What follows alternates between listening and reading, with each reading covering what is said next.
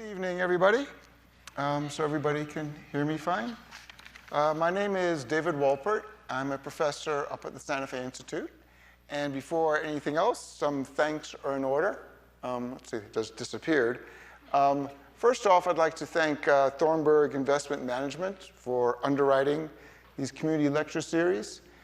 This is always said at the beginning of any presentation. We would like to thank them. But really, what they do is a great service, not just to the Santa Fe Institute, but more generally to you. And I don't really know that they get the proper acclaim and appreciation they really deserve for this. In addition, of course, there's the Lensic. The Lensic does get lots of praise and whatnot, but it can never be praised too much. And I think that they also, really, we are all should be very, very grateful. And a relatively new contributor to this series of presentations, Enterprise Holdings Foundation, for their additional support. So I'd like to thank them very, very much.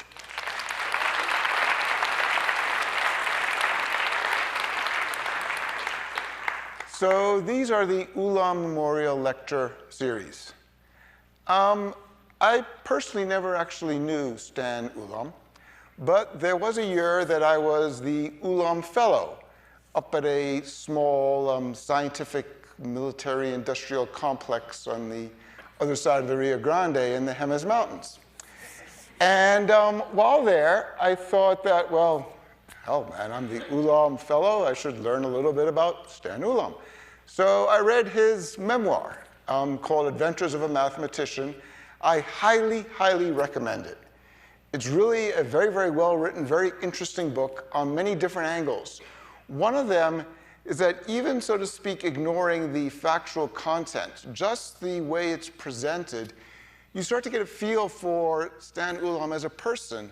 And he really comes across as, for lack of better terms, a gentle soul. He was somebody who was in some ways a boy, in a good sense of the word. He was a child still. And that's really what science, what all of the intellectual pursuits of humanity really should be about. It's also fascinating if you've never studied, learned before about what the life was like in the 30s and 40s, especially as the institutions that form such a large part of our current reality were just being born. As modern scientific industrial enterprises were really just developing from the era of the gentleman scientist, and it was very much the gentleman scientist in those days, to what it has become now. All about the contrast between science and academia in Europe and in the US. But also, of course, I learned a lot about Ulam. He wore, in a certain sense, three hats. He was a physicist. That's why he was up at that little institution involved in that little project that was going on up there. He was also a mathematician, hence the name of his memoir, Adventures of a Mathematician. But also, and I'm a bit ashamed to admit I didn't really fully appreciate this before reading it, he was instrumental actually in forming computer science, the third leg of his expertise. For example, what we now know as the Monte Carlo algorithm, one of the most powerful, most important computer algorithms known to humanity, which really lies underneath the guts of so many of the things that we take for granted in the modern world, from being able to fly in airplanes, to being able to talk on these little toys in our pockets. All of these things really rely ultimately on Monte Carlo algorithms. And for that, we can give Stan Ulam a round of applause, because he was instrumental in actually forming it. Well, okay, Stan, thank you. But this is, of course, New Mexico. And New Mexico, Santa Fe, is nothing if not a place full of karmic resonances. So, okay, this is my kind of spiraling around to the topic of tonight. Stan was a mathematician, physicist, computer scientist. These are the Ulam community lectures. The ones that we are privileged to enjoy tonight, last night's was fantastic, and tonight should be riveting as well, though maybe in some ways a bit more depressing. Well, to be seen, but anyway, we are also being presented tonight with somebody who, like Stan, was a physicist, computer scientist, still is, physicist, computer scientist, and a mathematician. Woo, woo, woo, woo. In fact, the first time that I ever actually encountered Cris and his work was with some really very neat, for lack of a better word, paper that he had done using some tech, showing how a very, very simple system in nonlinear dynamics, what's called the Baker's map, and that really is a very evocative description of how this nonlinear system, dynamical system works. It's just folding things like a baker does when they're folding pieces of bread and kneading bread. How that simple map, inspired by kitchen processings, actually can embody in it Turing machines, which we learned about last night. One of the most profound and deep concepts all of humanity has come across is something that you are accidentally doing every time you're kneading bread in the kitchen, and analyzing it with a bunch of really beautiful mathematics, showing that these things were all related, and ultimately this is all connected to some work that people were doing back then on how simple physical systems embody Turing machines. Really cool work, and that is part of what Cris actually started doing. From there, he went on to do a lot of, he didn't speak about these things directly last night, which was the one failing, I thought, that he didn't talk about his own work more. But he went on from there to do some really groundbreaking stuff involved with taking the techniques of physics, concepts like phase transitions, for example, and using them to analyze those very difficult, challenging, deep kinds of optimization problems that he was presenting to us last night. And then he's also gone on from that, done many, many different things. Some of them are actually now he's taking these techniques of physics and applying them to things like social networks, and more recently, a bunch of stuff in machine learning to actually learn about what can actually even be learned, to get a little bit meta in the whole thing. So he's really been doing what Stan started to do in an almost much more deep, fundamental way. It's really kind of cool how these things have come together in Chris's whole body of work. Going on from that, though, Cris, in true Santa Fe style, is not just a scientist. As I would expect 99% of the people in this room know, he is also a consummate connoisseur of music. He knows a lot about it. He is actually quite versatile in the musical arts himself. And for example, he's gotten these little things like television shows that are all about his deep insights into connections between music and math, the music of the spheres, in a different sense of it. Also, as was commented last night, he is, don't hold this too much against him, or at least he was, a politician. Believe it or not, there actually have been people who have been involved in political systems who actually have the greater good at heart and are not doing it all just so they can go around and be on power trips. Cris was, and I think it's now past tense, at least for the moment, a great example of such a person who is involved in politics for all the best possible reasons. So he's really a veritable polymath, not just in the kinds of things that he actually thinks about, but in the life that he actually lives. Some of the details, this is just a quick run-through of some of the highlights. He received his BA in physics, math, and integrated science, as opposed to, I guess, differentiated science or something, from Northwestern, his PhD in physics from Cornell. He was a professor at UNM.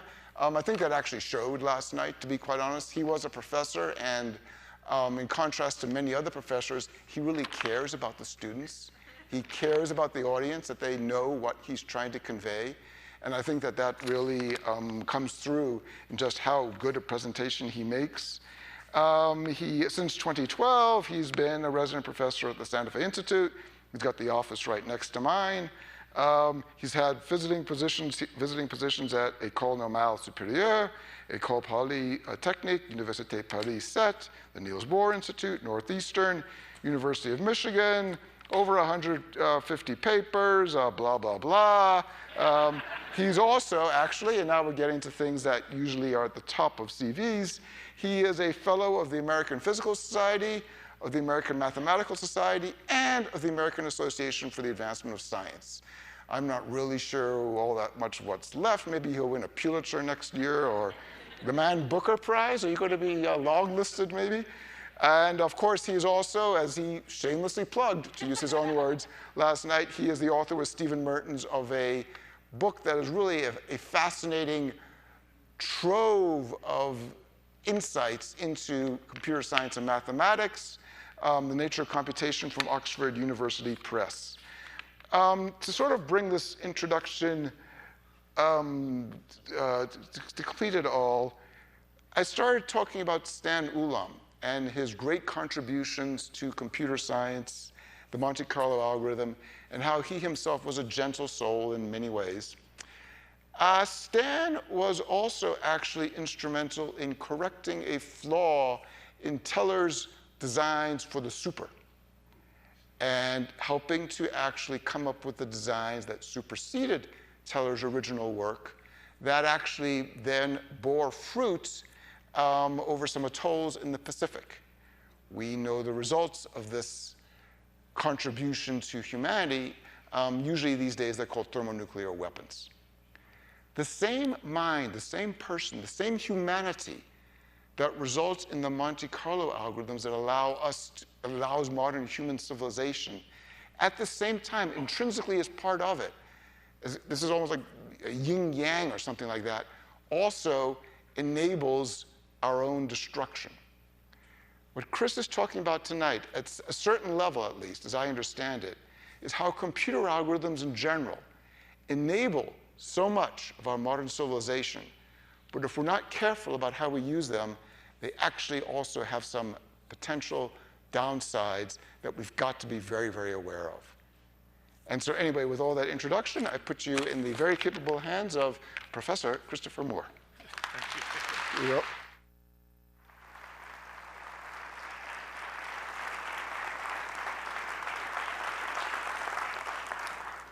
Wow. So to help me re-deflate my ego, it would be great if someone could stand up and say, "I knew Stan Ulam, and you, sir, are no Stan Ulam."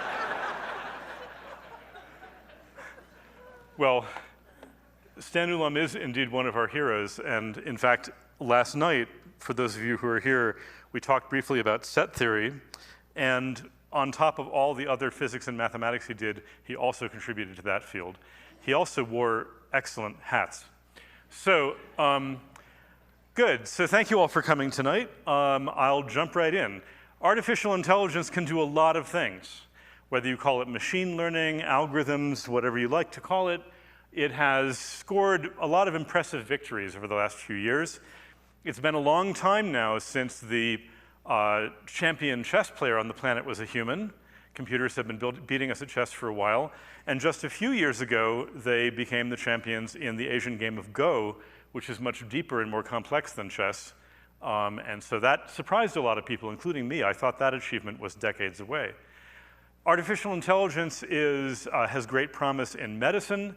So for instance, for many types of cancers, a computer program can analyze a medical scan and identify tumors as well or possibly better than human doctors and radiologists.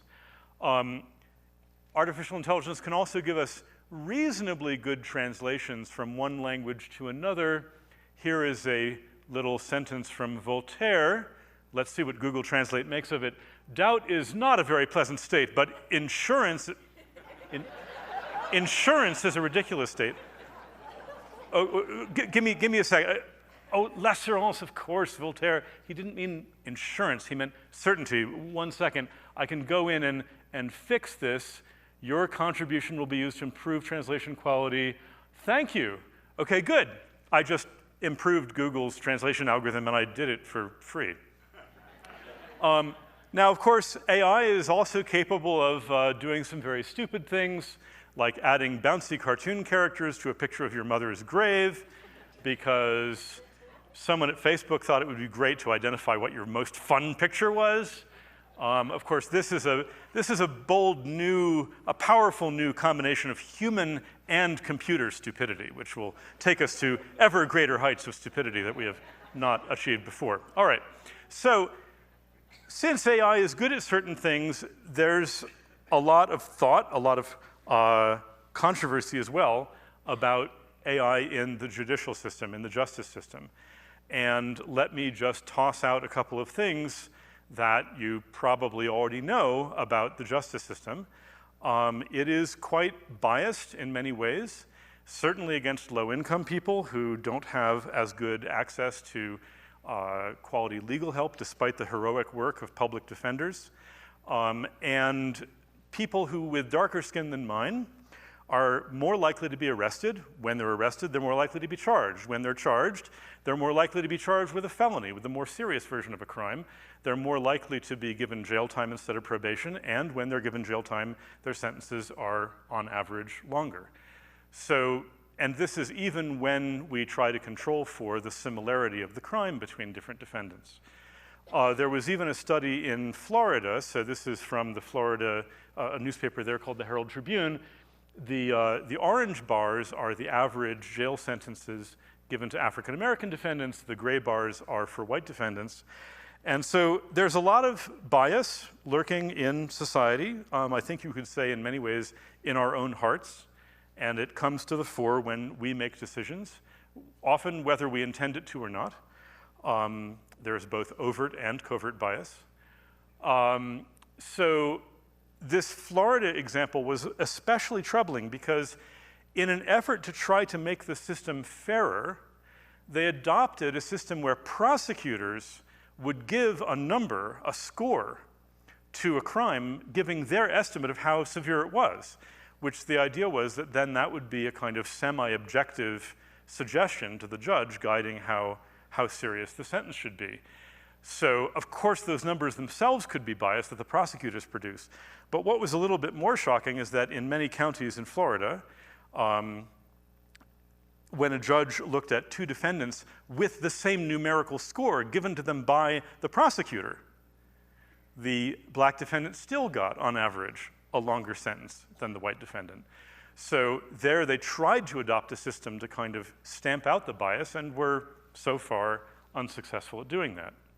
So since we humans are, not perfect decision makers, there's a lot of optimism in certain quarters that we could use algorithms, some kind of mathematical, scientific, objective, evidence-based thing to at least advise us, even if a human always has the last word, and that this might make things better.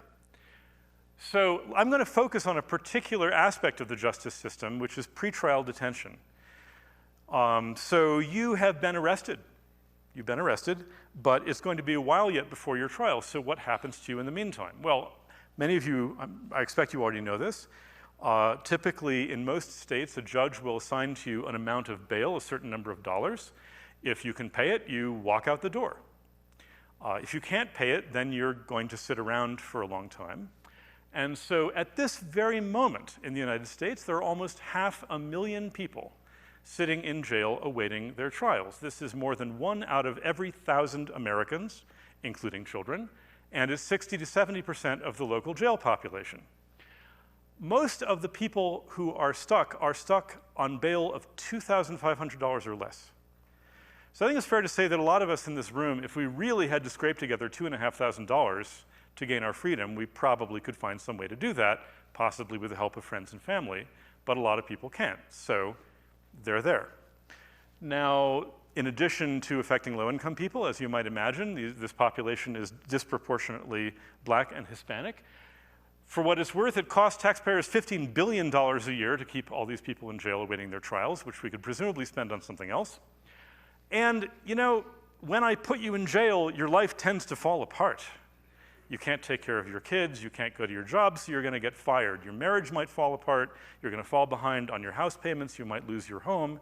And guess what? If 6 months later we say, the charges were dropped, or you go to trial and we say, you're innocent, and you're back out, well, your life is kind of in a shambles. And it's not a surprise that studies have shown that under those circumstances, you are now actually more likely to become a criminal than if I hadn't done this to you in the first place.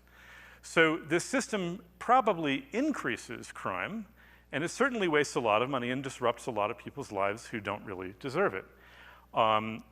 If you care about sort of your constitutional rights and the things that as a nation we're supposed to be very proud of, It's also notable that if you are in jail, it is much harder for you to mount a good defense. You have less access to legal counsel.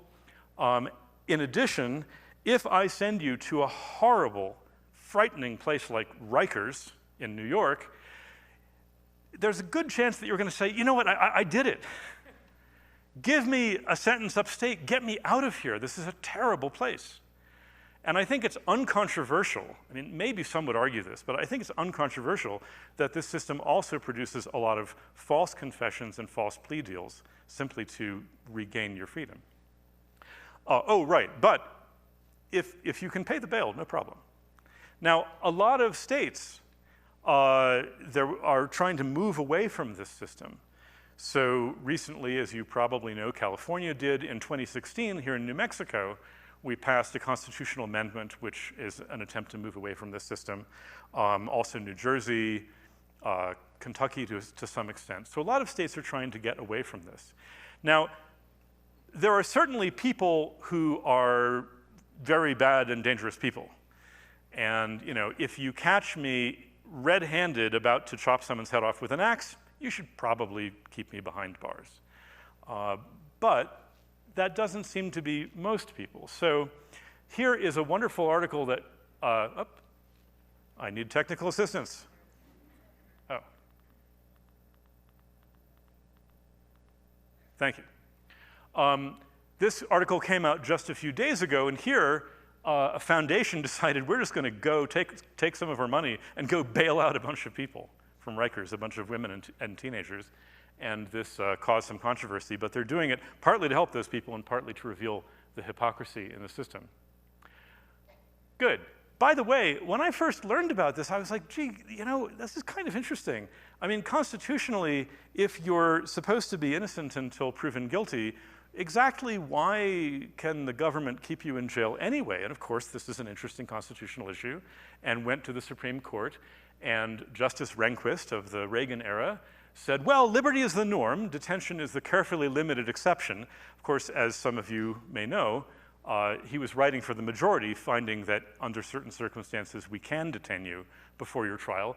Justice Thurgood Marshall wrote a spirited dissent saying, wait a second here, you haven't gone to trial yet, you haven't been proven guilty of a crime, but you're saying we can keep you in jail indefinitely simply if the prosecutor convinces a judge that you are likely to commit a crime sometime in the future. So if you like science fiction, and I'm sorry I didn't put in a little clip from the movie, there are these movies like Minority Report, where there is a department of pre-crime, and they are armed with a very powerful computer, which can predict with like 99% probability that you're going to do something terrible, and then they go catch you before you do it. Well, as we'll see, none of the algorithms available to us have anything near that kind of accuracy. People are just not that predictable, 99%. The best they can do is something like, say, 20%. But it's still a very interesting question. If you could predict criminal activity, would you believe that constitutionally you have the right to grab people and put them away? This is actually kind of a science talk, not just an amateur law talk, but anyway. Good. So what's the hope? The hope is that we're going to use big data and algorithms, and what we're going to do is identify the small fraction of people, defendants, who really are a danger to society, and we're going to go ahead and detain them, which the Supreme Court says we can do. And the rest of the people will release and let them go about their lives, take care of their kids, do their jobs, and so on, in the hope that they will indeed show up for their trials. And if we do this right, we could do several things simultaneously. We could reduce the jail population, we could save money, we could actually reduce crime by detaining the truly dangerous people, and we could stop disrupting the lives of people who don't really deserve it. So that's the hope. On the other hand, there is some skepticism that we may be trading this for this.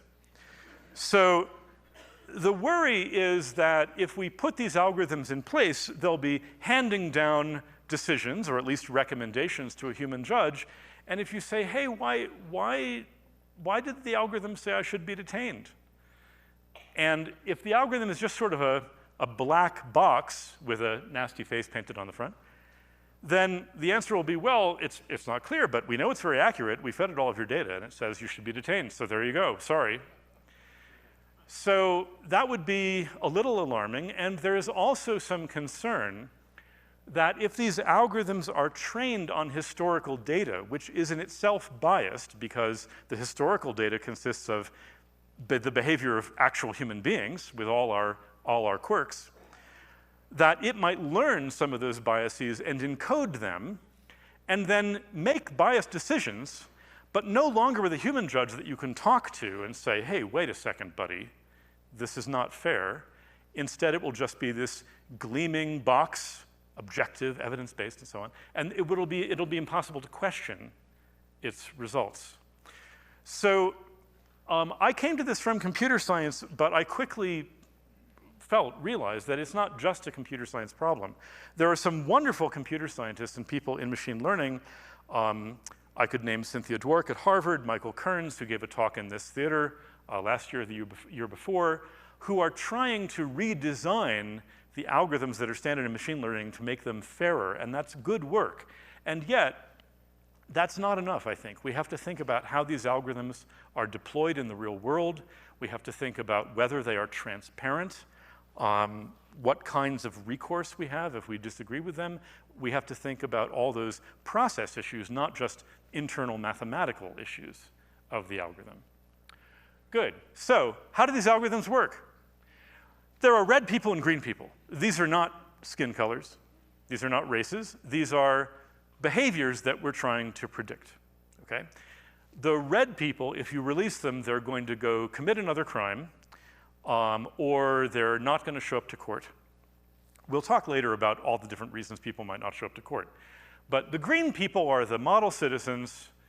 They're going to show up to court when they're supposed to. They're not going to be arrested again for anything between now and their court date. You can safely let them go, and everything will be fine. They'll come back when they ought to and face the evidence against them.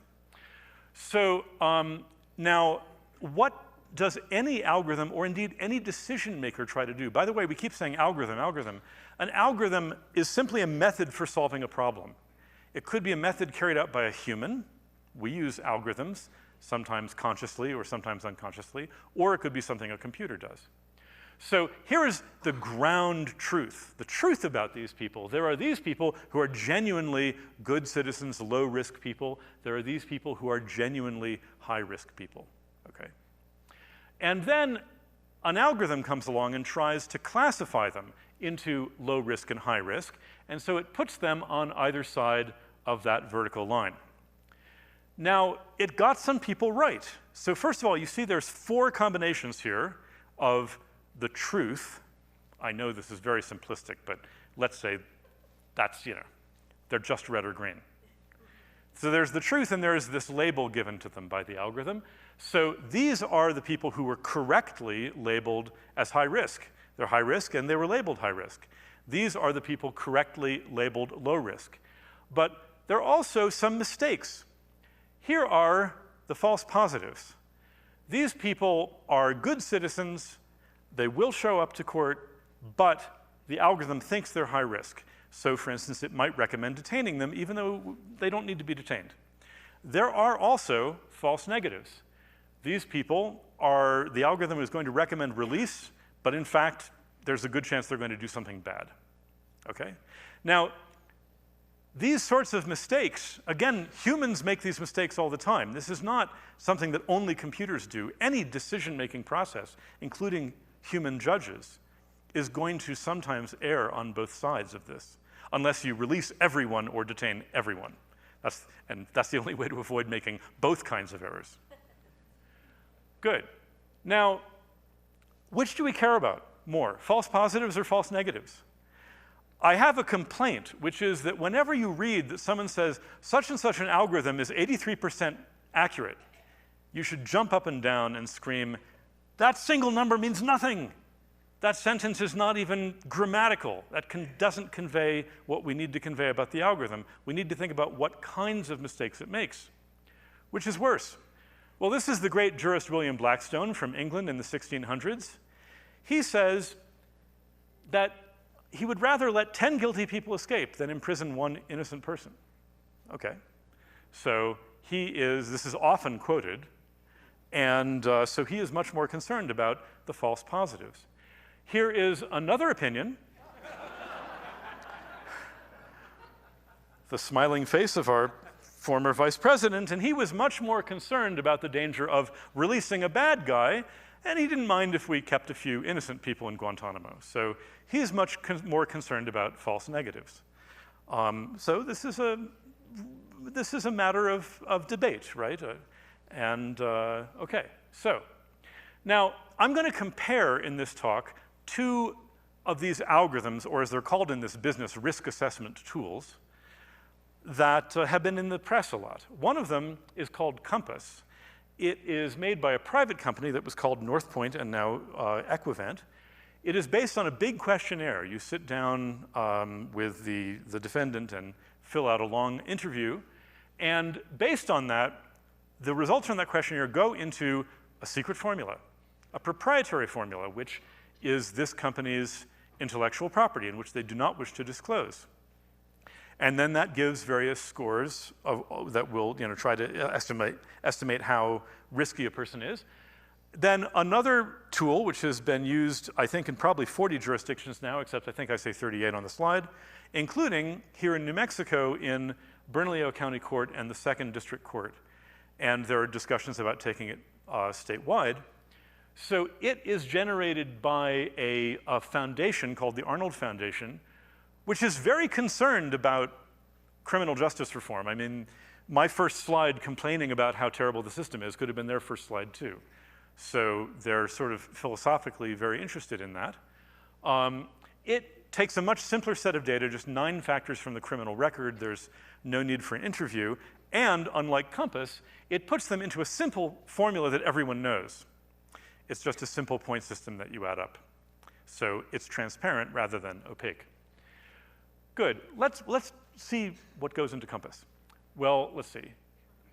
There's your current charges, weapons, etc. How many times have you been arrested before, including as a juvenile?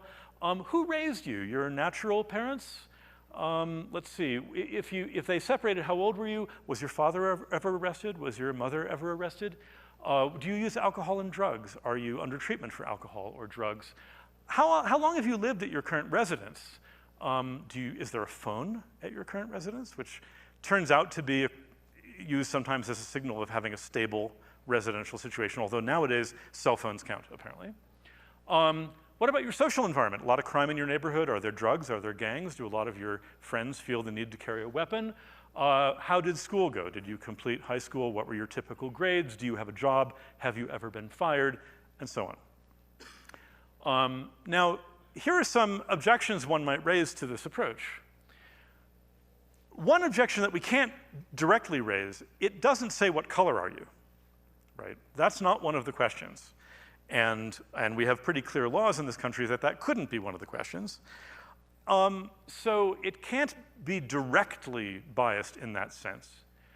On the other hand, it does use a lot of types of data that are strongly correlated with race.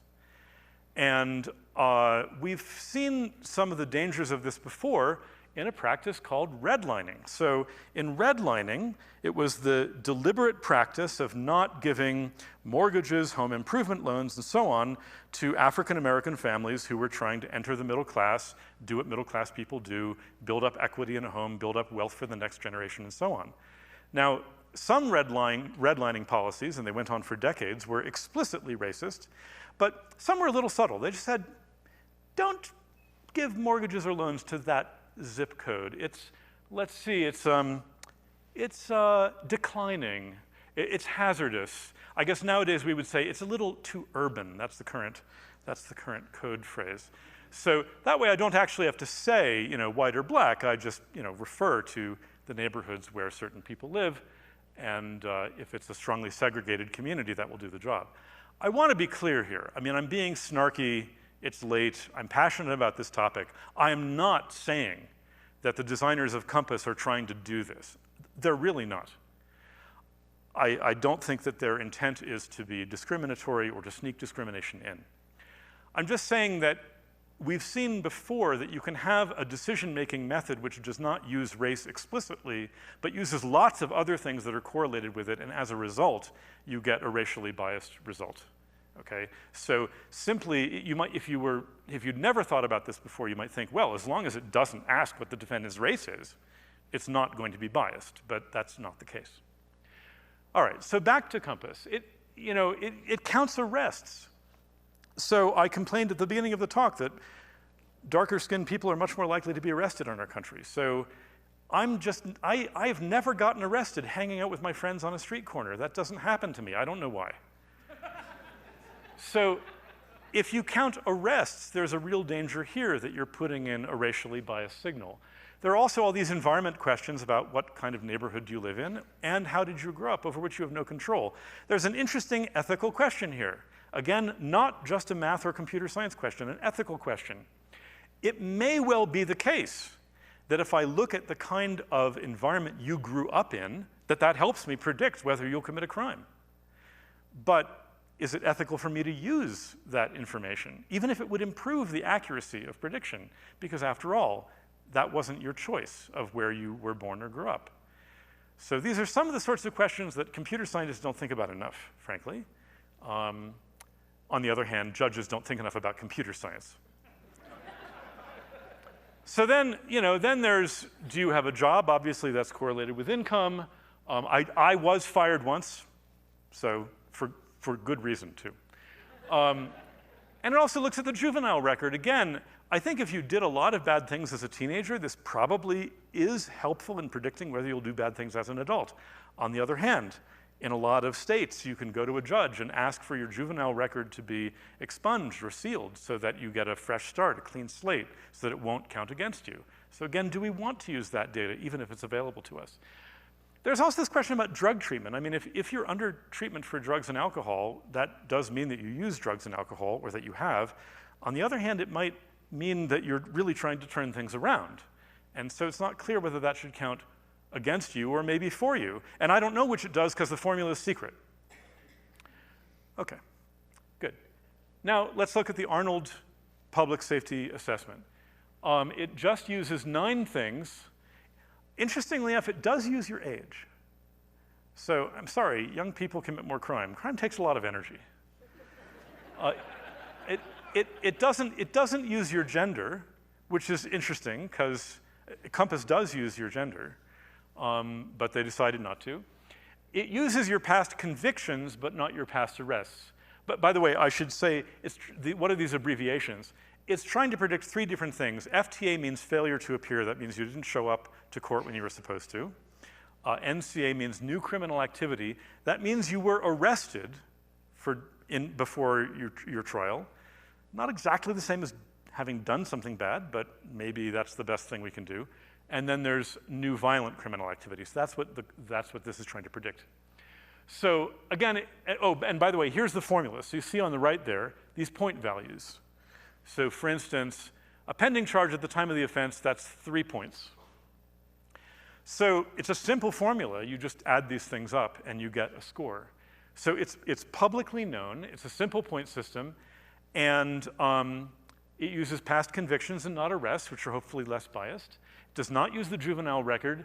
Uses age, but not gender, employment, education, or environment. So how well does it work? Great. So you can kind of see where my sympathies lie between these 2 systems. How well do they actually work? What does that accuracy thing mean anyway? Well, here are a bunch of people. I worked very hard on these animations, so I hope you like them. Here are a bunch of people. So what these systems do is they assign each person a risk score, to figure out whether they're red or green. So if we lined them all up with the lower risk scores on the left and the higher risk scores on the right, then you might have some policy that says, well, if you're too far to the right, we're going to keep you in jail. If you're far to the left, we're going to let you go, and so on. Now, if this score were perfect, all the green people would be below some particular value, and all the red people would be above some particular value. In that case, just let all the people below there go, keep all the people above there, and you've made no mistakes of either kind, no false positives, no false negatives. But of course, the situation is much more like this. And so here are a bunch of false positives. So these are people where if you set your threshold for detention at that dotted line, you would be keeping all those people, and maybe you shouldn't be. So if that concerns you because you've been reading that quote from William Blackstone, you could raise your threshold and say, well, I'll only detain the people way up there. Okay, I'll have fewer false positives then. Of course, when you do that, you have now just let a lot of other people go that maybe you shouldn't have. So you now have more false negatives. So no matter where you put this threshold, you're going to make some mix of these two kinds of errors. And again, there's just no avoiding that. And again, this isn't about computers. If a judge consciously or subconsciously is estimating how risky someone is, and in some sense declaring a threshold, they're in exactly the same pickle, right? It's just a fact about decision-making in the face of uncertainty. So we could move it all the way back down, have very few false negatives, and then we're detaining almost everybody. I guess that's the Dick Cheney approach. Okay, now, there is a single number. I was railing before against single numbers, but there is a single number that we use to wrap up the accuracy of these scoring methods. It's called the AUC. Computer scientists love these three-letter abbreviations. They drive me up the wall. AUC stands for area under the curve, and if we had 15 more minutes, I would tell you what curve it's the area under, but I'm not going to. I can give you a nice interpretation of it, though, although when you see it, you'll think, gee, that's sort of odd. Here's what we do. We separate the red folks from the green folks, and now we ask, suppose I chose randomly a red person, a genuinely dangerous person, and I chose randomly one of the green people.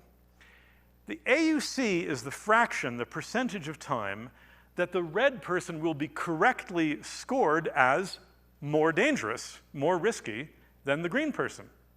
That's what it is. Here is another pair that it gets right. Here is a pair that it gets wrong.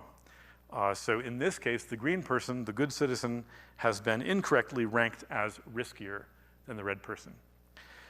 All right, well, how good are the AUCs of the things we've been discussing? Well, in fact, they're not that great. At least not by the standards of other fields. So according to Compass, to North Point's own promotional materials, and to follow-up studies, it's 69, 70, about 70%. So about 70% of the time, the genuinely dangerous person will be ranked above the genuinely less dangerous person. And about 30% of the time, it will be the reverse, okay? So that means about 30% of the time, these pairs would be ranked incorrectly. The Arnold PSA, according to a follow-up study from Kentucky, and I should say, to their credit, the Arnold Foundation has been very active in funding follow-up studies. They want people to do follow-up studies in different jurisdictions, is actually a little lower, 64 to 66%, 2/3. So if we choose a random red person and a random green person, that means we're twice as likely to rank the red person as more dangerous, but only twice as likely, 1/3 of the time we get it the other way. It's interesting to contemplate, although I don't know if this is true, that there's a little bit of a trade-off here between accuracy and transparency. Remember, I was asking you all these conundrums about, well, should we use the juvenile record if it will improve accuracy, or shouldn't we because we feel that that would be wrong? Well, so maybe this is something to do with the fact that the Arnold PSA is a simple point system and that it doesn't use as much data. But the fun thing is, there's this thing called Mechanical Turk, where you can just ask random people on the internet questions. And so somebody did this, and they found that random people given roughly the same type of information that the Arnold PSA has given get as good or a little bit better accuracy, about 70%. By the way, those random people did not solve the racial bias problem, okay? So it's not that their decisions were glitteringly wonderful. They were problematic too. Okay, good. Now, I just want to mention that in other fields of artificial intelligence, like those medical images and so on I showed at the beginning, we're used to AUCs that are in the 90s or the high 90s. In medical diagnosis, we don't use a test unless its AUC is at least 80% or so. So these numbers don't look that great to me. On the other hand, maybe this is the best we can do. These are people. We're trying to predict people. So maybe in the social sciences, we just have to accept that there's going to be a lot of inaccuracy. But we should be aware that there's a lot of inaccuracy, even if this is the best we can do. All right, so anyway, once you have these scores, you then lump them into categories. For instance, you might go from the bottom 10% to the top 10% and transform the score into a 1 through 10. That's what Compass does. Arnold uses a 1 through 6. And then you might divide these into, say, low risk, medium risk, and high risk categories. And then you might detain the high risk people, including some false positives, release some low risk people, including false negatives. The medium people, you might release them, but require some kind of supervision that they check in, or even give them an ankle bracelet to track their movements, or something like that. Alrighty, so now what is this debate about fairness that came up? So Propublica is a data journalism outfit, kind of a new type of journalism that's very mathematical, very data-driven. And they had this huge splash of an article arguing that the Compass system, it was specifically about the Compass system, was racially biased. And what they said was, if you are a not-so-risky person, then you are much more likely to be falsely labeled as a risky person if you're black, and indeed 3 times as likely. So it was quite a big difference. This caused a huge stir. But then there was a very interesting debate after this. This was far from the end of the story.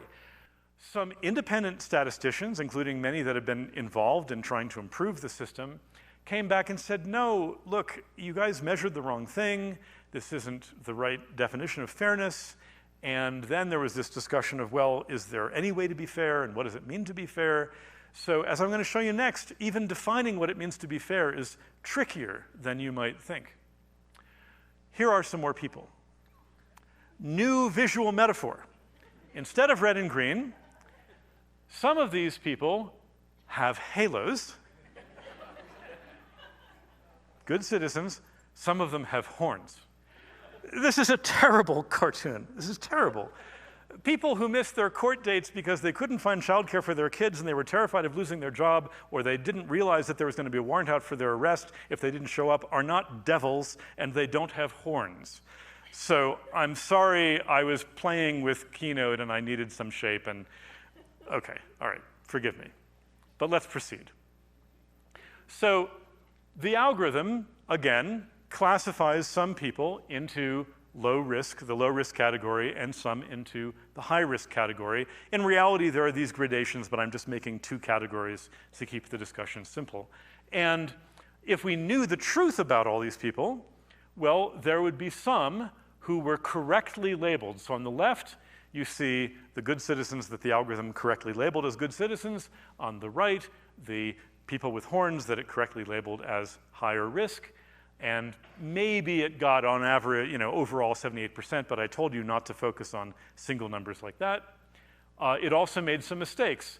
On the left, we have these false negatives. On the right, we have these false positives. Okay, great. So now let's look at the people that it has labeled high risk. There are 3 false positives there, those folks with the halos. So I hope you can read that. That red, can you still read that? Yeah. Okay, good. So out of the 12 people labeled high risk, 3 of them aren't actually high risk. So we call this fraction, 3 over 12, the false discovery rate. Some other people talk about sensitivity and specificity, and you can look it all up on Wikipedia and whatever. But I'm going to call it the false discovery rate. So if you're a judge and you're looking at someone who has been labeled high risk, in this scenario, which of course is totally made up, the chances would be 25% that the person you're about to treat as high risk actually deserves to be treated as low risk. Good. Here's another thing, though, which is a little subtle, and I want you to hold on and follow me here. There's another fraction we could calculate, which is look at all the people who have halos and look at the fraction of them that were labeled high risk. Okay? This has the same numerator as before, the thing on the top. I know not everybody likes fractions, but the numerator is still 3, these 3 false positives, but the denominator is no longer the 12 people that were labeled high risk, it's the 15 people who are in fact low risk. This is called the false positive rate, and it's very easy to get confused about which is which or why they're different. But this you can think of as if you are a nice person who's been caught up in the justice system, this is the probability that you will be labeled high risk. Okay? Subtly different from the fraction we talked about before. Good. So this is all well and good, but now let's say there are 2 parts of the population, 2 groups, the purple folks and the green folks. So now let's look at how these fractions work within each of these subgroups. So among the purple folks, we have these 2 false positives, and that's 2 out of the 6 purple people with halos. So that means if you're a purple person and you have a halo, the chances are 1/3 that you'll be unfairly labeled high risk. Okay? That's the false positive rate for the purple people. On the other hand, for the green people, there is 1 false positive, and that's out of the 9 green people with halos, so their false positive rate is only 1/9, about 11%. Well, this is basically what Propublica said. They said if you look at data using public data from Florida, and you looked at what Compass estimated, and there were some holes you can poke in what they did if you want, but basically what they said is that Compass has a much higher false positive rate among African American defendants than among white defendants. But then came this counter argument saying, no, that's not right. The real question is if the judge is looking at someone who has been labeled high risk, how often is that wrong? So here are 8 purple people labeled as high risk.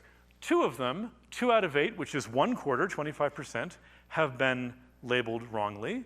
And among the green people, 1 out of 4, again 25%, have been labeled wrongly. So if you are the judge, well, then in that sense, it's not biased. The chances that it's wrong are 25%, regardless of the color of this person. Okay, that's interesting because the thing before about you're much more likely to be falsely labeled high risk if you're purple was pretty convincing. So, well, which is right? I mean, this is what people call predictive parity, but the difference between these 2 false positive rates is a case of what we often call disparate impact. It does seem like this system overall is affecting the community of green people very differently from the community of purple people. So which is right? Well, as I've been trying to say, I think it really depends on your point of view, whether you're the judge or the defendant. Are you the judge trying to figure out, gee, have I gotten good information here from this algorithm? Because after all, I'm about to make a decision. Or are you a defendant wondering, how am I treated by the system in which I live? So, again, there's the judge's point of view. Maybe I went a little crazy with these animations. There's the defendant's point of view. Okay. So here's the kicker. Can't we have both notions of fairness? Can't we get both the false positive rates and the false discovery rates to be the same for both groups? No. Except in very artificial situations where the algorithm is perfect, which will never happen, or when the 2 groups are statistically identical with the same rates of, well, halos and horns. So this kind of knocked a lot of computer scientists sort of back in their seats a little bit. So they had been working on designing algorithms that achieved predictive parity, or designing algorithms that avoided disparate impact, and proving theorems about them to show that they would work, to show that they would be fair. And then someone comes along and says, actually, there is not agreement about which of these things is the goal, which of these things is the proper definition of fairness, and you can't do both at once.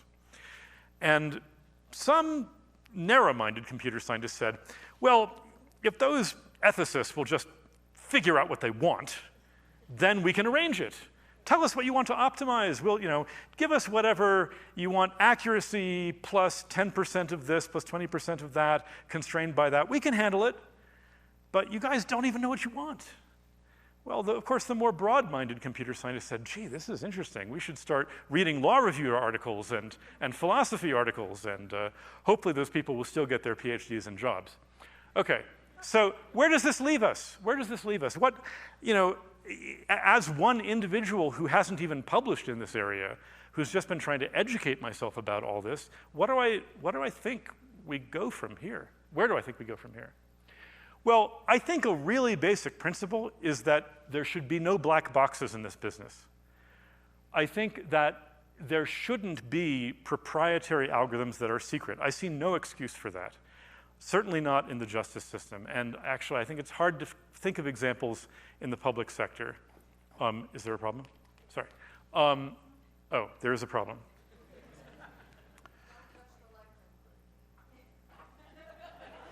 Last time we just unplugged it and plugged it back in, which is the cure for all modern technology. Shall I try that?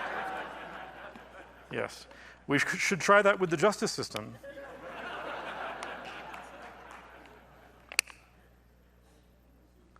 were just doing a Schrodinger diagram. Okay. Okay, good. Yeah, I don't see why we should use algorithms that are secret. One thing which is definitely no excuse is, well, this is the business model and the intellectual property of my company, so you can't reveal the algorithm.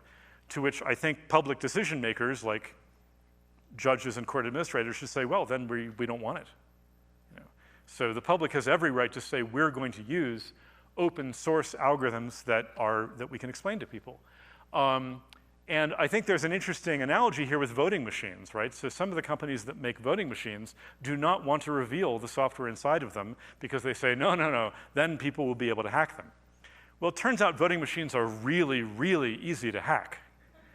And if you want them to be secure, then most people like me think the best way is to make the software completely open source so that everyone can see how it works and analyze the potential vulnerabilities and figure out how to fix it. So that kind of openness rather than secrecy is actually a better approach to security there. But of course, also, if an algorithm is open to everyone, we can do follow-up studies. We can have audits by independent data scientists who can test it for various types of bias, check to see if it is accurate on our local population as it was on the national population for which it was originally created. So I think that's something we should want. Now, the Arnold algorithm is publicly known, and yet I could complain a little bit because they trained it, they built it around a large national data set, and that data set is not publicly known. Now, to be fair, they got this data from lots of different jurisdictions, and so they had agreements with those jurisdictions, and of course there are privacy concerns. And yet, as an independent scientist, I don't have my hands on this. I'm not able to go in and figure out exactly how well it performs. In addition, oh geez. Okay, I think it's static electricity. Okay, good. In addition, I don't quite know how they came up with the algorithm. How did they come up with what number of points each thing is worth, like having a current charge is 3 points or whatever? I'm not sure how they came up with that, and I'd like to know. I'm not saying they did it wrong, I'd just like to know. I'd like to know the thinking behind the algorithm. Good. What else? I only have 48 of these points, by the way, so you'll get out of this. Point number 2, embrace uncertainty. Humans are terrible at dealing with uncertainty. We want to be sure about everything. And after we make decisions, then we go back and retroactively decide we were really sure, even though we weren't. That's called confirmation bias. So here is how computers are portrayed in popular culture. This is from a really fantastic TV show called Person of Interest, by the way. And in it is this great computer, and it says, see, 97% confidence that a violent crime is about to happen. Well, again, that's just not the case. If you look at even the highest categories that these tools produce, even there, in one of the follow-up studies from Kentucky, the probability of a violent crime at the highest category was 3%. That's not nothing. I mean, 3% of a terrible violent crime is a lot, but it's not 97, and it's not even 20. So now, should a judge get a piece of paper that says something like this. In a sample that what ended in 2015, 26% of the defendants that are similar to the ones standing in front of you were rearrested before their trial, and 3% of them were rearrested for a violent offense. Studies are ongoing in your local area to see if this is true of your local population as well. Well, I expect that a judge who's very busy would be a little bit ticked off if this was how things looked. On the other hand, this is honest. This is the situation. And instead, what judges see is this. This person in front of you is a 6. They're red or orange. They have a higher risk of violence. Recommendation, do not release. I really have mixed feelings about this because on the one hand, this system needs to be usable, and I understand, of course, the need to produce things in a visually attractive form, as you can tell from my talk. But this conveys nothing of the uncertainty behind the algorithm, right? It doesn't say, well, we think they're a 6, but they might actually be a 4, or maybe a 4.2, and blah, blah, blah. It just says they're 6, orange, red, stop sign. And you know, in a perfect world, what I would like one thing to happen from artificial intelligence is to help us reason about uncertainty, right? To be kind of the I'm not sure if they're angels or devils or both, but things on our shoulders saying, this is probably the right decision, but we can only be 60% sure. We cannot be 99% sure. Deal with it, okay? And I think that as humans, we need that kind of thing to make us a little bit more modest about our ability to predict the future and make perfect decisions. All right, here's another one. So we've been talking about these numbers, these scores. Well, we saw that it's not a perfect science, but that part is at least science. It is at least statistics. But then there's another thing that happens, which isn't science at all. It's policy, which is that once we get these scores, well, we have to translate those into recommended actions. And so there's a matrix like this, where here's the failure to appear score, here's the new criminal activity score, down here, ROR, release on their own recognizance. Just let them go, they'll come back, it's okay. Up here, release not recommended. In here, various colors corresponding to release with different levels of supervision. Now, this matrix was not produced. I think the Arnold Foundation may have provided a kind of template, but this is not their algorithm. This is something that was formed by local decision makers, local stakeholders, the DA, the police chief, public defenders, and so on. And it's really, these are policy questions. What should we do with someone in this category? Now, the thing about this is I'm a little worried about the future if politicians get involved, and forgive me if there are any in the room, I respect your work. I'm glad you're here. But so for instance, in Santa Cruz, there was already one case where it was a small change, but it was a change. They said, let's up the level of supervision at one of the squares of this decision-making framework. That was a local policy decision. The algorithm didn't change. The actions that result from the algorithm are what changed. In New Jersey, there is a lawsuit, which is actually, the Arnold Foundation itself is being sued. And what happened was the algorithm recommended releasing someone because they got a low score according to the algorithm, and then they committed a terrible crime. And so there's now a lawsuit saying, you are liable for this release. And one of the kind of upshots of this is the suggestion that, well, remember, one of the things that went into the algorithm was this, were you arrested for a violent offense? Well, it's partly up to the local jurisdiction to decide what that means. So based on this particular case, they said, well, anytime there's a gun anywhere nearby, that should be a violent offense. Gun in your glove compartment, violent offense. Well, this would completely change the scores a lot. A lot of people would suddenly have higher scores if we changed the definition that way. But you can see what happens, right? In the pressure of politics, we want to keep everyone safe. We want to often run on a law and order platform. Just as a cartoon, you can imagine someone saying, to keep our kids safe, I'll detain anyone who's a 3 or above, and my opponent will let them go, and they'll do terrible things. Well, I mean, we've all seen that kind of thing happen in politics. In fact, it happened in the 80s when we tried to make sentencing for drug possession more standard across the country.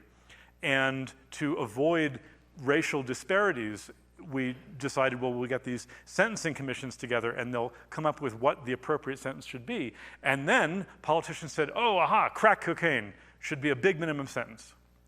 So it's tricky. Once you put these systems in place, if you don't insulate them a bit from the winds of political change, kind of like the judicial branch is supposed to be insulated from the winds of political change, according to our buddy Alexander Hamilton,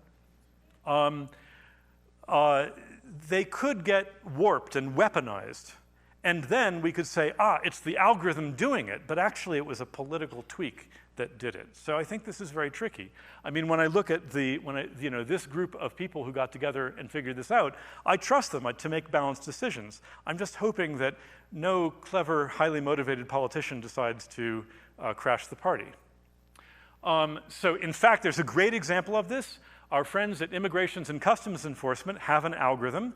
It's called the Risk Classification Assessment. And according to their own internal reporting, it's terrible. It was expensive and useless and didn't help at all, but they have it. So they decided, hey, let's remember that threshold. Let's move the threshold all the way down to 0 so that the algorithm will recommend detaining everyone. The algorithm said so. It said, I should detain you. So this is the kind of thing I'm worried about. And it's the danger of, as these authors said, giving a scientific veneer to political decisions, right? So that's the question. So we have to be very aware of this boundary. Okay, I'm almost done. What about explaining or contesting decisions? Why am I in jail? The algorithm said so. Well, our friends over in Europe came up with something called the General Data Protection Regulation, or GDPR. A month or two ago, you got a lot of really annoying emails asking you to reconfirm your permission to receive a lot of really annoying emails. That was the GDPR at work, but it has some other stuff as well. It says the data subject, that's you humans, have the right not to be subject solely to automated processing. You should have a right to obtain human intervention to contest the decision. You should have obtain an explanation to challenge it, and some meaningful information about the logic behind the decision. So what does this mean? What is a good explanation? Well, this is tricky because even simple algorithms combine lots of different factors. Which one put me over the edge? Well, I talked to one defense attorney who was able to use the transparency of the Arnold algorithm in a hearing to say, well, Your Honor, some of the information in my client's criminal record is incorrect. So run it again with these inputs instead and see how that changes the result. So this is one of the benefits of having a transparent algorithm. It allows you or your defense attorney to challenge the inputs to it. Or you could say, if it was an algorithm that used arrest, you could say, well, that arrest was frivolous, the charges were dropped, it shouldn't count, let's run it again and see what happens. So again, it's important that everyone have access to the algorithm. It could actually be a bit of a black box, but we all have to have access to it. I'm gonna skip this, but one of the nice things about this is you can sometimes ask algorithms, why did you make a decision? And sometimes you learn interesting things like, well, I was told to figure out which were the husky pictures and which were the wolf pictures, and I realized that the husky pictures were the ones with snow in them. Did I get it right? So this is a good example because sometimes algorithms are finding these sort of pseudo patterns in the data that we give them, which are not actually learning about the thing we wanted them to learn about. Okay, good. Why do we care so much about prediction anyway? I mean, why am I so focused on predicting whether you will show up to court if I release you? Isn't the real point to make sure you show up to court? So, most failures to appear are not people jumping on a train and trying to escape justice. They're not absconding. Like I said, yes, I'm kind of a liberal guy, so maybe I'm a little biased, but I'm told that they're mostly people with kids, people with jobs, people who don't realize the consequences of not showing up, people who were sent a physical postcard, but because they move around a lot, they never got it. So, okay, how about doing things like sending people text reminders on their phones, or providing free transportation. It costs a little money, but it's cheaper than jail. Evening or weekend courts. A lot of jurisdictions in New Mexico here have been experimenting with these safe surrender or warrant resolution courts, where you can go in and in a fairly friendly atmosphere find out if there's some charge against you and try to resolve it, instead of running around and waiting until somebody has to catch you. So these all seem like good things. Maybe we could even provide childcare in courthouses for people with kids. I'm sorry, what am I thinking? We would never do anything that sensible. So, to me, this is not rocket science, it's more like climate science. What do I mean? Well, of course, climate scientists are working very hard to use more and more powerful computers to get more and more accurate pictures of the future climate. On the other hand, we already know what to do. We already know we need to have a low-carbon power grid and a low-carbon transportation sector, and we already mostly know how to do it, and we can already pretty much afford it, so we're just dragging our feet. So this is low-hanging fruit, no reason not to move forward. And it seems like in New Mexico and elsewhere, there's some good creativity here. Okay, finally. Well, what's the worry? So I'm reasonably happy with, for instance, the way the Arnold PSA is being deployed and so on, because I've talked to a lot of people involved in it, and it seems like good decisions are being made. There are still questions that can be raised, but as algorithms spread into more and more areas of human decision-making, I am worried about this new thing called tech washing. Tech washing, like other sorts of, well, tech washing it's when human biases, like I said, get wrapped up inside an algorithm, and then they're in this gleaming metal box that everyone thinks is perfectly objective, and it perpetuates the bias that was in the humans that it was trained on, that it was trained to learn from, to imitate. So this year's data affects next year's algorithm and vice versa. There are feedbacks. So one big issue is predictive policing, where you send more police to a certain neighborhood because you think you need to send more police there. Well, that might be a good idea, but there is also a danger of a feedback where they find out about more crime, that neighborhood rises even higher on the list of neighborhoods you're concerned about, and you focus too much attention there. I'm not saying this might happen. I'm not saying this will happen, but it certainly might happen. It's one of the potential dangers in a feedback between human decisions and computer decisions. So I think the real question is, will these feedbacks ease our biases or make them worse? Psychologists like Daniel Kahneman and Tversky and so on have revealed to us all these biases lurking in our decision making. I hope you've read these books like Thinking Fast and Slow by Kahneman. And we make snap decisions and then defend them to the death. We get focused on one piece of evidence and then ignore all the others. We certainly ignore people who aren't our friends when they disagree with us, and sometimes our friends, or we say, you're not my friend anymore. So, we're not so great at thinking some of the time, at making decisions. We have a lot of biases. And so let's return, and this will be the conclusion, to Google Translate. Here is a good sentence. She is a doctor. I have translated it into Turkish. O bir doctor. Let's translate it back. Oh, he is a doctor. What happened? Well, don't be too angry with it. The problem is that in Turkish, that thing O is a gender-neutral pronoun. So when it translates it back, it thinks, gee, based on all the text I've seen from the past, which of these two translations is more statistically likely? Oh, definitely, he is a doctor, of course. It also works with he is a nurse turns into she is a nurse for the same reason. Let's see what happens when we ask Google Images for images of doctors. Well, it could be worse, actually. There's certainly a lot of salt and pepper there. But let's look at the image search for nurse. Okay, fairly homogeneous. So we are training our algorithms on data from the past, which is completely suffused with all the stereotypes that we're constantly fighting against, right? And so there's a real danger that these stereotypes, these biases, will get written into the algorithms, and then we'll use the algorithms and assume they're giving us objective information. And that's what I'm concerned about.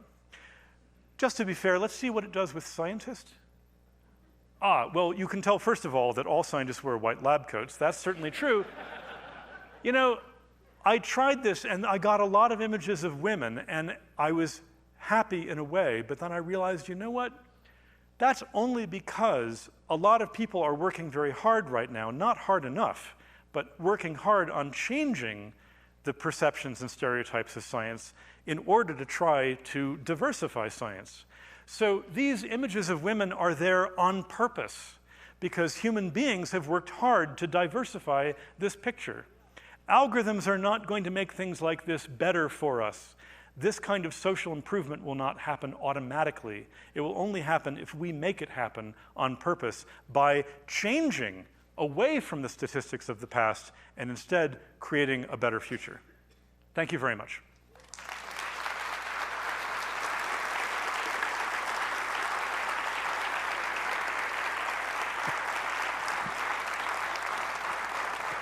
Okay, any questions?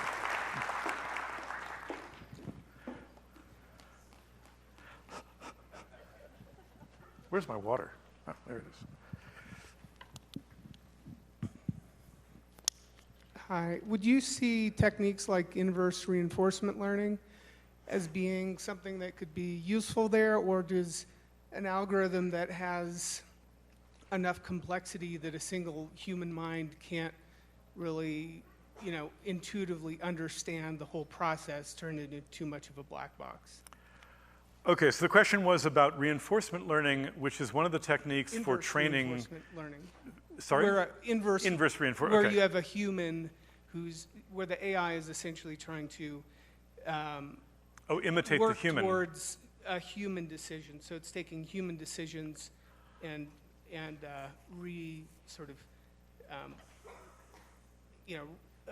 determining whether or not it's an optimum approach based on what the human tells it is a good or a bad output. Well, I think it would depend on the human, right? And I think so. If you used input from humans who were, for instance, very consciously trying to avoid some form of bias, then the algorithm would learn that. And if you didn't, it wouldn't. My concern then would be if the algorithm goes out into the world and we forget this process by which it was trained. If we don't sort of kind of tag it with, by the way, it was trained on this data, in this case, where the data came from human behavior, then it might be put out there and then given this sheen of objectivity, right? Sort of turned into this depersonalized objective thing. So it might, this is a little bit how people are trying to get self-driving cars to work, right? The car sort of watches a human drive for a while. Is that right? Is inverse reinforcement learning used there? Because I'm not an expert on it. I don't know. Okay, I don't know either. So, well, but I think there would be no, I haven't thought about it before, but I think there would be no silver bullet. I mean, I think that it would be good to kind of constantly test to see whether the algorithm is biased in certain ways.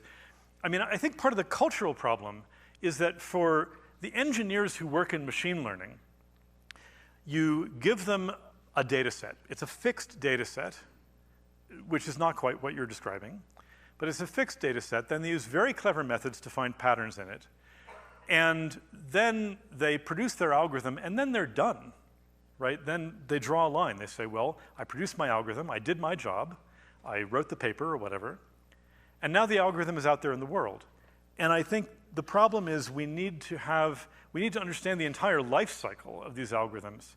And once it's out in the world, we need to constantly monitor it to see if it's doing what we hoped it would do, and possibly retrain it or add to its training, and keep that life cycle going. But that's not how the profession of machine learning right now is sort of set up, at least on the academic side. Maybe that is how it's set up on the industrial side, I'm not sure. But with Google Images and Google Face Recognition, I didn't show you some of the worst examples. There was one case where some Google employee who happens to be black was trying out his own face, and it said, aha, I recognize you, you're a gorilla. Oh my God. So of course that was embarrassing. And of course they then tried to tweak their databases that they're training their image recognition on so that these databases themselves would be more diverse and so on, but it's complicated. And if you're naive about it, then the algorithms will make a lot of embarrassing mistakes. They'll be maybe 90% accurate, but the 10% where they're wrong will be really embarrassing. So anyway, I think it's an ongoing process. Okay, one way over here.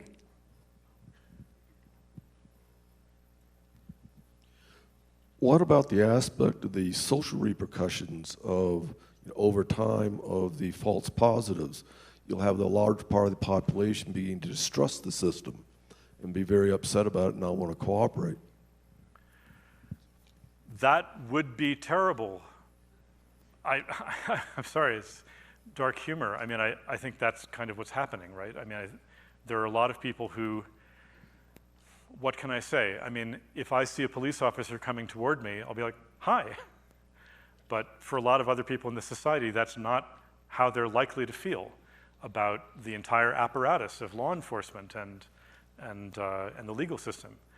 So, well, I think it's a basic issue of justice in our society. If we want our society to function well, then everyone should feel a high degree of faith that they're going to be treated fairly. And I don't think that's true currently. So, and in particular, if there are parts of the population where, I'm sorry, I don't have the statistics at my fingertips, but where literally 10, 20% of them are incarcerated, that's a really bad thing. So, yeah. Does anyone have that actual number? Like for young African-American men, what fraction of them are in prison? It's shocking. So anyway.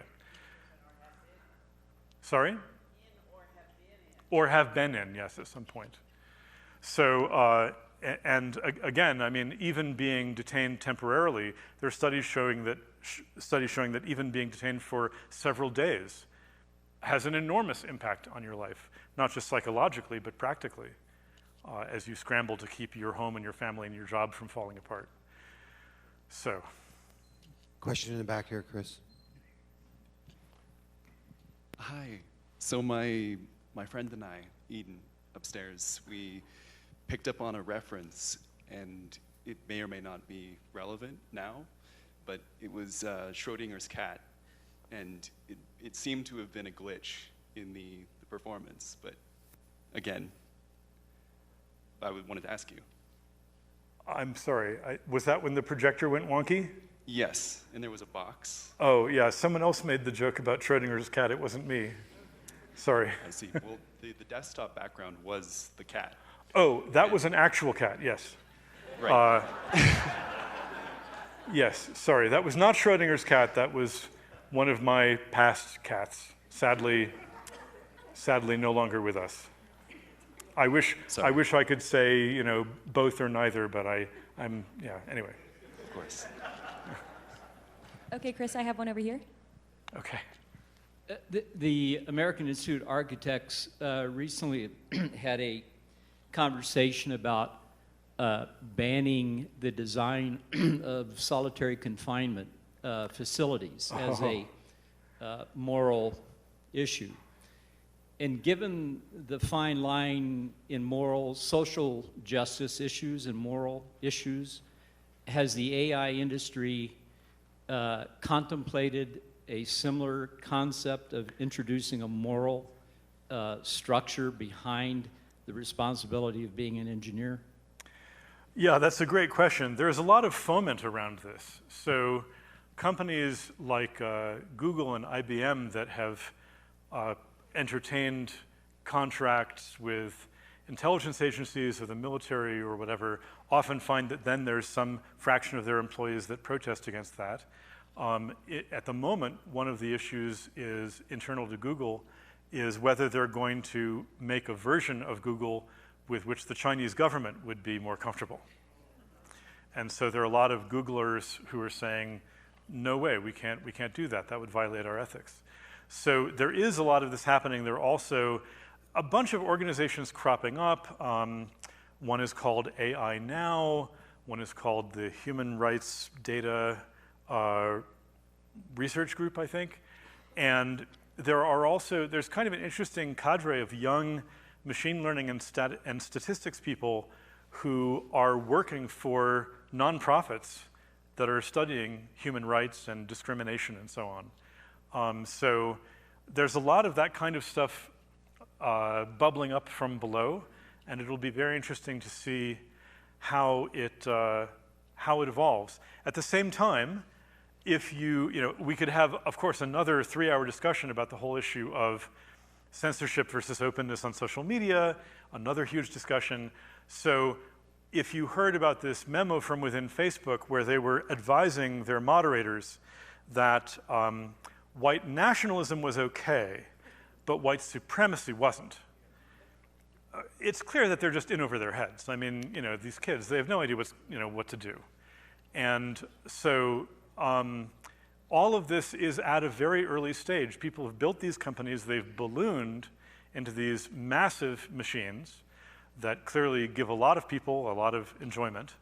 And then there are these questions about them that no one is quite sure how to get a hold on. And I think that that's true in AI as well. I was interested in your desire for transparency in the algorithm.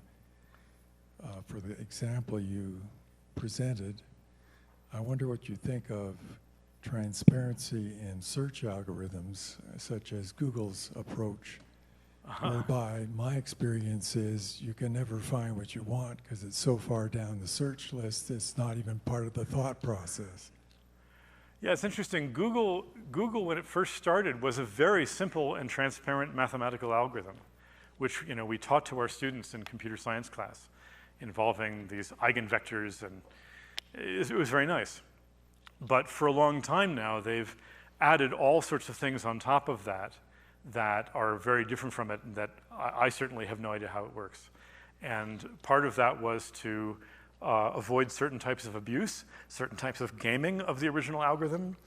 Part of it was probably to please advertisers. Obviously there are lots of motivations at work. So indeed, yes, I have no idea how Google works now. Now, Google is a private company. It's a huge private company, and it is almost a monopoly on search, not quite. So of course there's a lot of discussion about, should it be, there's some parallel world where it's a regulated utility, right? I don't know how that would happen exactly. It would obviously take an enormous political will. I don't know if the taxpayers would have to buy it. That could get expensive. But there are media companies, and there are communication utilities, and then there are these new things called platforms that are sort of in a legal limbo that are not regulated but also not legally responsible for most of the content put on them, no matter how horrible it is, except maybe in a few cases, and maybe now there are court cases in Europe, and it's confusing. So I don't know where all that's going to go. But I can't help you with Google, I'm sorry. I admit it works fairly well for me, but yeah. Just one last question. Yes, one last question. Yeah. Well, in fact, I have two questions. First one about understanding. Pick one. No. Or combine them somehow into one. Well, I mean, first of all, how do you know what a green guy is? Because if you put somebody in jail, and then how do you know that he would not have committed a crime if you had not put him in jail? But the more important one is no, that one was good. Sorry. No, the more important one is that you need to use statistical correlations if you want to make predictions. And the question is, which of ones you are you really are morally entitled to use. So, of course, a 20-year-old man is more likely to commit a crime than a 70-year-old woman. Would that be a good basis of making your prediction? Or maybe a strong muscular guy is more likely to commit a crime than a small, frail, sickly person? What kind of statistical correlations would you be allowed to use to make your predictions? Of course, in every individual case, they may be wrong, but nevertheless, you need to have some basis of judging the likelihood of a person to commit a crime. Well, let me answer the first question first. So the question was, you know, if I don't release you, how do I ever find out if you would have been a good citizen if I had released you? Well, I don't.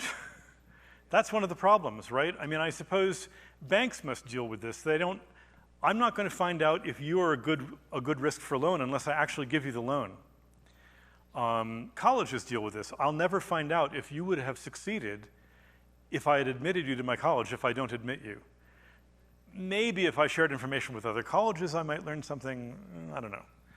So there is a one-sidedness to this, and there is this danger that, you know, I could say, well, I detained everybody, and I didn't release anyone by mistake. So this is I think this is one of the traps that we could get into. Now, there was an interesting study done by some people at Cornell and Stanford where they looked simultaneously at Compass's recommendations and what human judges actually did. And there they were trying to figure out, well, when judges do release people, are they releasing the right people? In other words, are judges actually good at figuring out that even though the two of you both have a score of 5, he's nasty and you're a good person who just finished high school and is taking care of your little sister and deserves a second chance. And this particular study suggested that human judges are not very good at this. That the fraction of people who went on to reoffend was the same. It wasn't any higher among the people, it wasn't any lower among the people that the judges used their discretion to release, which was a little alarming. But yes, there is a one-sidedness to this. Your second question about what correlations, I mean, you know, there are all these classic stories about correlations between sunspots and hemlines and so on. And so what types of correlations should we use? When do we know that they're genuine? And when ethically should we use a variable even if it is correlated? And I think that's something that, like, the public sector decision makers need to decide, if anything, in advance of buying an algorithm, what variables they're willing to put into it. Like, they could decide, we're willing to put in these things that are right there in your criminal record. We're not going to be more invasive than that. We're not going to dig deeper than that. This is what we're going to do. And then ask the algorithm designers, what can you do with this data and only this data? How far does that get you? So again, it's part of this need to not just have the machine learning people siloed over here doing their engineering and the decision makers over here doing their stuff, but really have both groups of people understand more about the jobs of the other. All right, I think I should stop there. I really appreciate you all coming.